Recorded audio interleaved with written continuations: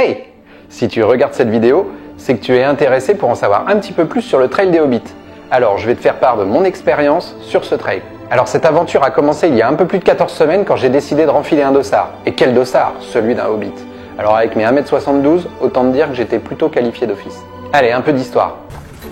Les Hobbits vivent de la culture de leur terre dans les 4 régions de la comté depuis plusieurs centaines d'années, satisfaits d'ignorer et d'être ignorés du monde des grandes gens. Alors faut savoir que le trail des Hobbits, en fait, c'est sur tout un week-end et il y a plusieurs courses.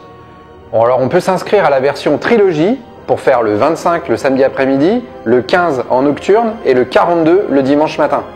Moi j'ai décidé de partir sur le 42 km, 1000 mètres de dénivelé, ça me paraissait déjà suffisant.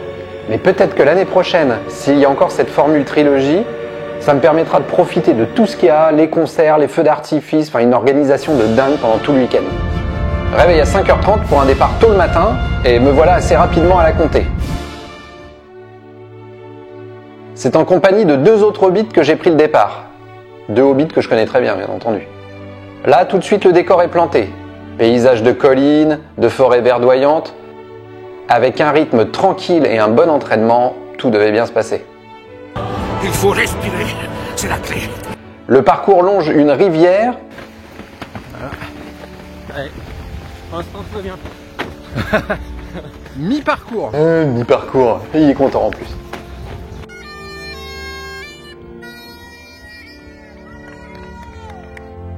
« 25 km, le gros ravitaillement approche et ça, c'est important pour un hobbit. » Il n'a pas l'air au courant pour le second petit déjeuner, Pipin. Et la collation de 11h? Hein? Le déjeuner? Et puis le goûter? Le dîner? Le souper? Il est au courant pour ça, pas vrai? Vaut mieux les oublier. Le décollage du ravitaillement est un défi à lui seul. Le parcours faisant un 8, l'escale est au même endroit que l'arrivée. L'un des hobbits en profite pour rester collé au buffet et ne repartira jamais. Puis, les hobbits ont le droit à la trempette, un passage dans l'eau histoire de se rafraîchir les baskets.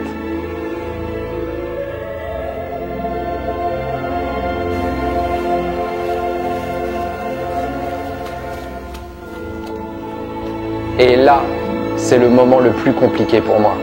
30 km. Les longues distances m'épuisent. Les jambes sont très lourdes et la chaleur est dominante. On est sorti des bois, on traverse une zone sans ombre. Franchement, à ce moment-là, je sais plus bien pourquoi je suis là. Pour Frodon. Ah ouais, ok. Bon, je continue et j'arrive au dernier ravitaillement. 36 km parcourus. En repartant, j'ai les jambes légères et là, je me dis que c'est gagné.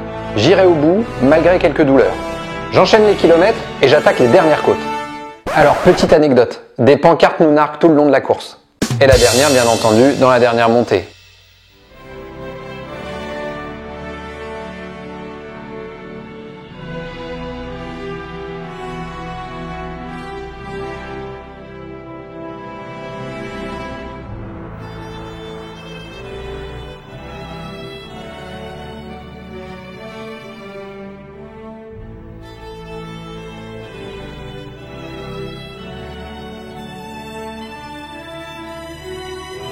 Alors, oui, les 3 hobbits sont un peu moins fringants à l'arrivée. Oui, ils sentent le poney, mais ils sont heureux. Alors en plus du gobelet pliant distribué avant la course, par souci d'écologie, nous est remise une médaille, un burger en guise de coupe-fin et une bière nommée La Précieuse.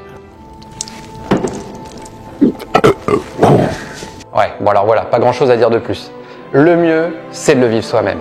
L'organisation recèle tout un tas de choses incroyables à découvrir dont moi j'ai pas pu profiter à cette première occasion.